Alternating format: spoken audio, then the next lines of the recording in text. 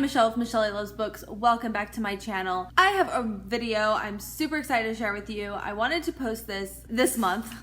I wish it would have gotten out sooner, but it is the new year. I know you all are going to be planning out what readathons you're going to participate in this year. Last year, I participated in a ton of readathons, and it kind of like helped me come up with content for my channel as I was still trying to figure out like what I'm doing with my channel and like what kinds of videos to put on my channel, kind of helping me push to read and helping me meet other people. Like, I had such a blast doing all these different readathons. I get so excited with all the different themed readathons like Grinchathon and Harry Potter readathons, and like there's just like a readathon for everybody, every fandom. Like it's a lot of fun. There's all different types. There's from like 24-hour readathons, there's games where you compete with teams, and there's so much out there. But something I have noticed a lot with my own reading experience, other things that I've heard around BookTube, is that sometimes people feel like they're really stressed out during readathons. So I put this video together because I really wanted to share some of my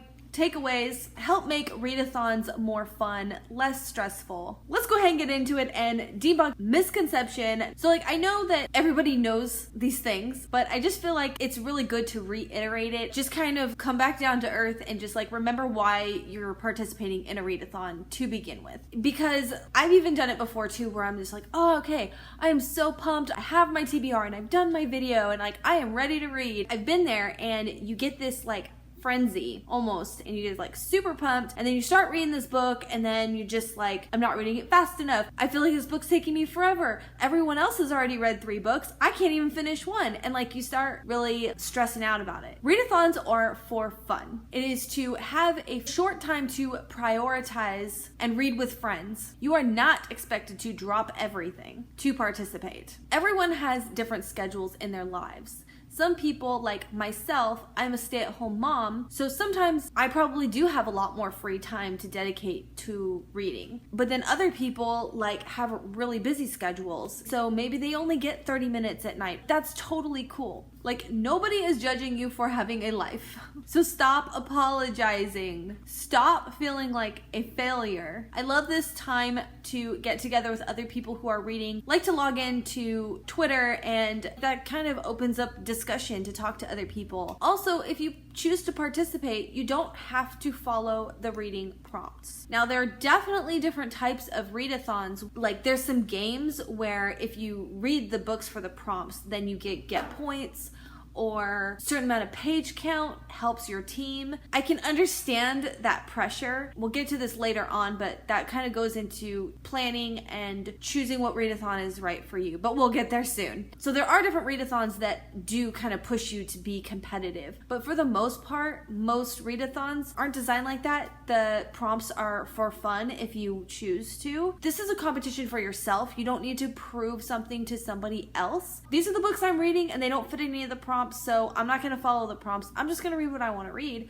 That's totally cool, guys. I'm pretty sure that every single host has said these are optional. So yeah, don't feel like under pressure that like you need to do it. Some people really like to push themselves to the limit, and that's definitely the kind of player I used to be, but I've changed up my game lately. Maybe there are certain ones that it works for me and I can do that, but then other times like I want to be more casual. If you find it way too stressful to read 7 books in a week, like then don't do it. It's fine. So basically all I'm saying is get that out of your head. But if you are an all-in and want to challenge yourself, I have some excellent tips. At least I think they're excellent. And the first one is plan ahead. Analyze your schedule, know when the readathons are coming up, check out what prompts that they have. Plan a trip to the library if you need to. Because if they don't have anything and you need to put anything on hold, sometimes it can take a couple of weeks for it to come in. Mark it in your calendar. The second tip is I like to plan other readathon prep tasks. I like to make sure that my house is clean. I like to have my laundry done. I like to,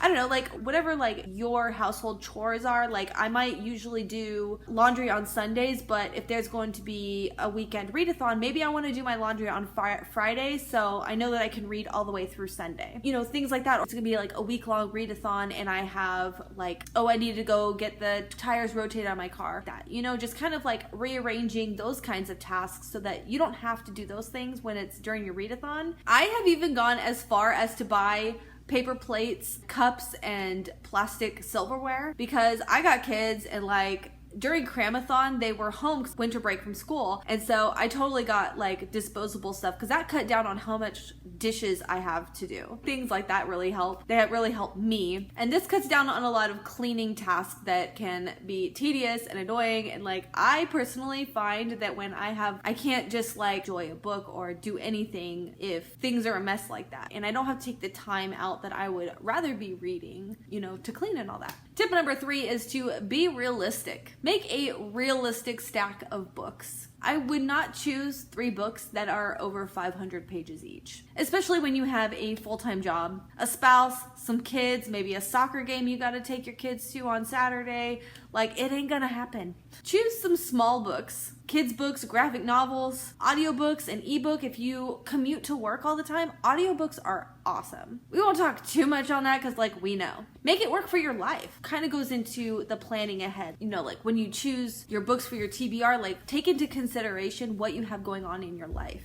Tip number 4, choose versatility, especially if you are a mood reader. Don't commit to certain books to fill a reading prompt. I used to make my TBR video and say, for this prompt, I'm going to read this book. But then I felt like I was obligated to stick to it because I just told everyone that's what I'm going to read. So I personally quit doing it all. I almost made a TBR video for Cramathon, but I didn't have set books. I just kind of said, well, these are some books that would fit the prompt. I'm just going to give them a try. These are books that I'm reading. That kind of thing. Like I made it very casual. I didn't even post it, so anyways, if you want to make your TBR video, I'd kind of keep that in mind. Because even if you don't have to stick to your own video, it doesn't matter. No one's going to judge you for whatever reason. It's like tricking your mind thinking that you have to commit. That can put you into a reading slump, and that is the worst time for a reading slump. So choose a lot of books. And I mean a couple of different things by this. First of all, pick ones that you really, really want to read. Not just ones that, I've been really meaning to get to this one. Don't go with this one because you're not gonna read it, or you're gonna read a couple pages and you're not gonna be into it. The prompt is to read a book with a blue cover. Well, I got 3 books with blue covers. Pick a bunch. And then that way, if you're not enjoying one of them, you can move on to another one, and they still fit the prompts. But right before Cramathon, I decided to make a library trip. My son Aaron really wanted to go, and I didn't even intend on checking anything out. I already knew what books I was gonna read. I had a really good selection, but picked up about 5 more books just in case. And my son Aaron actually wanted to participate in Cramathon as well, so he was picking out his books for his prompts, and he didn't actually follow through on that, but he was super excited about it anyways. And I didn't even grab ones that specifically fit prompts, and I actually ended up staying up all night reading one of the ones I picked up. I didn't even really read the synopsis. I didn't even know I needed that book so much in my life until I started reading the first few pages, and then I couldn't put it down. It was a complete and utter surprise, and it ended up fitting a prompt that I didn't intend for it to fit. I don't know what number we're on right now. Tip number 5, get creative in how you are making a book fit a prompt. I wish I had some examples for this. If the prompt is to read a book with blue on the cover,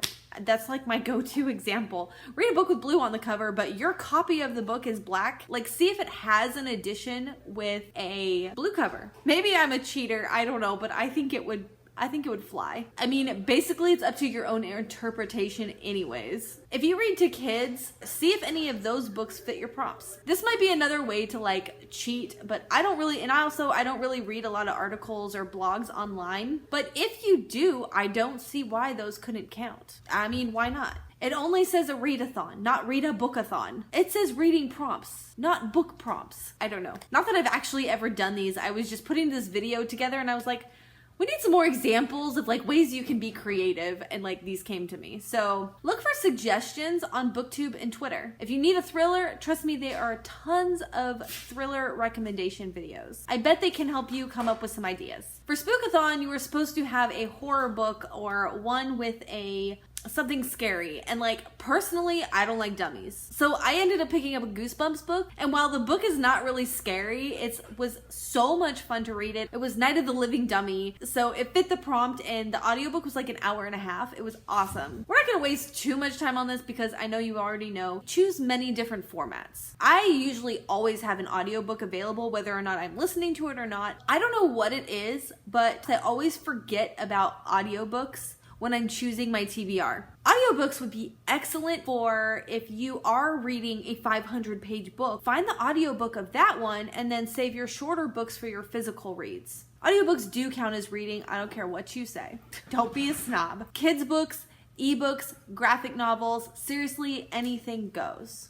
I've never heard a host say, you can't read audiobooks. They don't count. Graphic novels, mangas, kids books. You can read those so fast. They're really amazing for breaking up long reading sessions, or if you feel like you need a break from the book that you're reading, and you'll also feel like you're doing a lot of reading, and it really keeps things fun. Also, I don't know about you, but sometimes I just feel like I'm just kind of tired, or I just can't focus on like a heavy plot line, and these are really great to keep on reading even though you're not like 100% in the mood.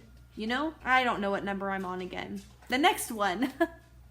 Don't choose super dense books that require high concentration level, time, and patience. It may feel like they're taking forever to read, and this could lead into feeling discouraged, like you're not reading enough, you're not reading fast enough. Choose light reads that are easy to digest and have a quick pacing. You want to pick something that after an hour of reading you feel like you've made a dent. It'll feel like you're really reading a lot and keep up that motivation to continue reading. This will prevent an untimely reading slump. As I said, we all get caught up in that race to read faster and read more and complete more books. Even just a little bit. Like, don't even lie. It can leave you distracted, counting the pages, feeling bummed out, like your reading isn't going well, like reading has become a chore, and you don't want to do this to yourself because it takes all of the fun out of it. If you're not affected by this frenzy, then by all means, go do it. The next tip is this is a great time to reread books that you've been wanting to reread. You don't have to relearn the style, wonder if you may not like it. Sometimes it can be a little slower getting into a book because you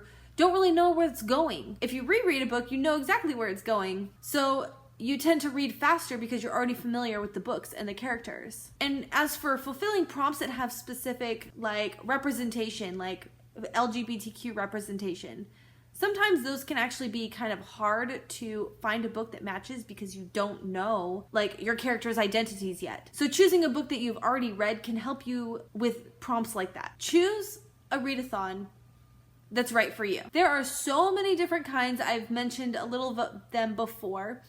Depending on the length, there's a month-long, week-long, 2-week-long, a weekend. Some are more intense than others, like a competitive game style. And then some others aren't. There's readathons going on all the time. In July, I did 3 of them, and they were like back to back to back. On the last day of one, the next day there would be another one. There are so many different types of readathons. Or choose to casually participate. You don't have to go all in, even if everybody else is. Or just drop in on your friends and root for them. In my experience, month-long readathons are usually less intense. There are some readathons that even have Instagram photo challenges, video challenges, giveaways. Yeah, those can be a lot of fun. And they can also lead into a higher intensity to compete. I've gotten to the point where I really like 24-hour readathons because it's just a good 2 days to dedicate to intense reading. But it's not too long to where I feel like I'm having a day where I'm just not feeling it. I feel guilty about it.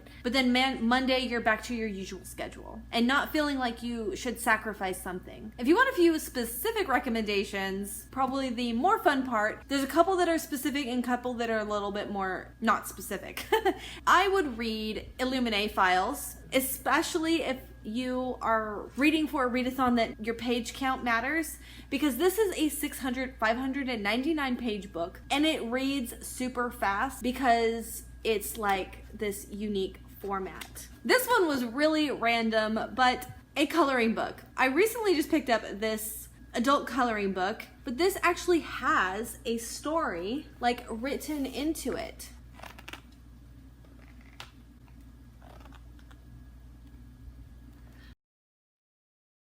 this is a story. You can read this coloring book, and then when you want to take a break, you can color in it too. I don't know.